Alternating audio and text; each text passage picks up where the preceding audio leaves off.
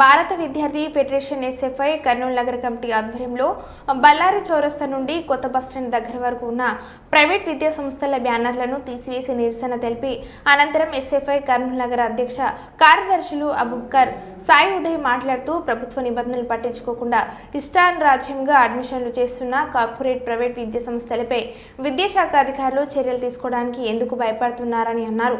విద్యా సంవత్సరం పూర్తి కాకముందుకే పెద్ద పెద్ద బ్యానర్లు రోడ్లకు ఇరువైపుల కట్టి అడ్మిషన్లు ప్రారంభమయ్యాయని ప్రచారం చేస్తుంటే చర్యలు తీసుకోవాల్సిన అధికారులు నిమ్మకు నీరెత్తినట్లు వ్యవహరిస్తున్నారని అన్నారు.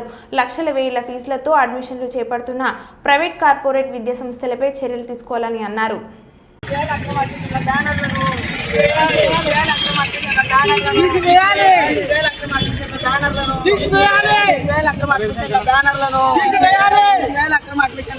భారత విద్యార్థి ఫెడరేషన్ ఎస్ఎఫ్ఐ కర్నూలు నగర కమిటీ ఆధ్వర్యంలో ఈ రోజు ఏదైతే అక్రమ అడ్మిషన్లు నిర్వహిస్తూ బ్యానర్లు వేశారు వాటిని చింపివేయడం జరిగింది.